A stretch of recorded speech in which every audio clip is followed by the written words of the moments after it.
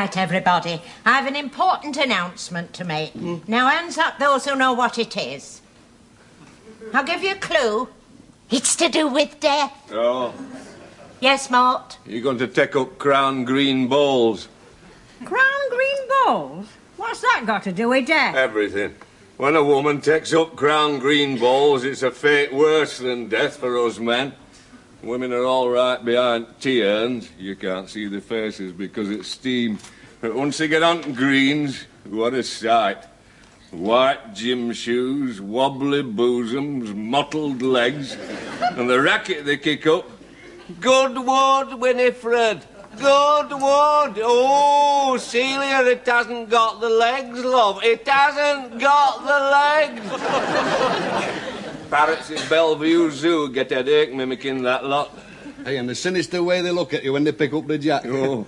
Eyes slanting, wrists quivering, knuckles turning white. Makes you tingle in all the wrong places. Really, you men, you'd think us women was ogres. Just imagine what would happen if there was no women in the world. Oh, come dancing, it'd look right peculiar, wouldn't it? Now then, Lil, don't pay 'em no heed, love, and give us your important announcement. Put that boat down, Carter, and listen to what your auntie's got to say. You've got more important things to do than listen to important announcements. Have you now? Yes, we have. It just so happens that I'm looking through this mail order catalogue to pick out luncheon sets for my bottom drawer. Luncheon? What the hell's luncheon? It's what you old-fashioned people call dinner time. It's truth. I've voted socialist all my life. I end up with a prospective daughter-in-law that calls dinner time luncheon. That's the old tragedy of the Labour movement in a bloody nutshell for you. Come on, Lil, let's be having your announcement. Thank you, Leslie.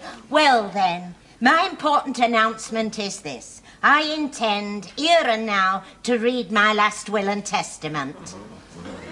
I do love a good last will and testament. Hey, I never shall forget my mother's, though it did cause a lot of trouble.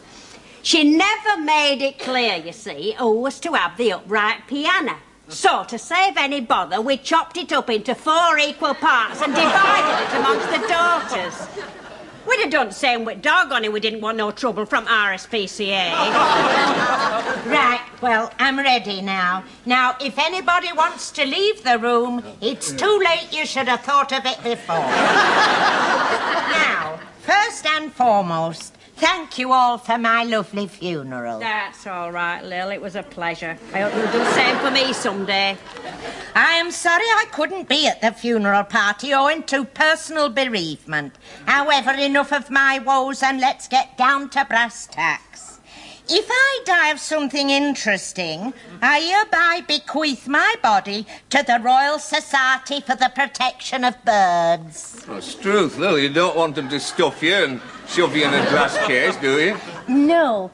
But if I die of something unusual, they can sell me to medical science and use the money to buy nest boxes for the tomtits and finches. Oh, well, let's hope you die of epidemic, Lil. They'll be able to house a whole flock of vultures, wouldn't they?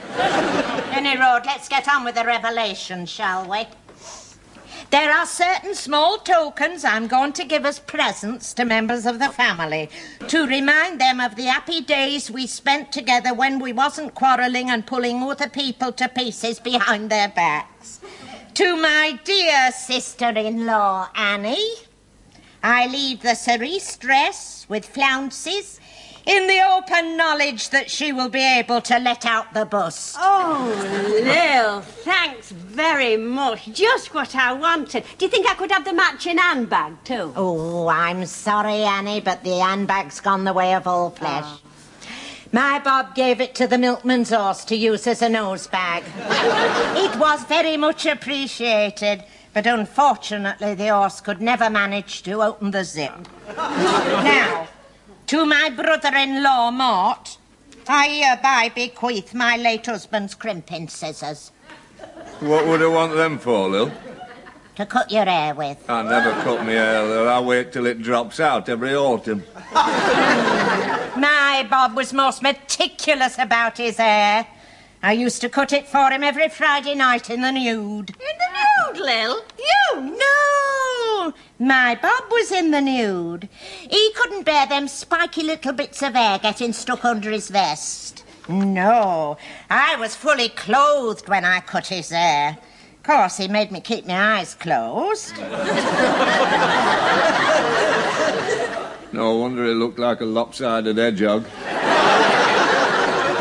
After I'd cut it, I used to gather all the little bits up and throw them out to the birds. What did you do that for, Lil? Well, so they could line their nests with it and keep themselves warm in winter.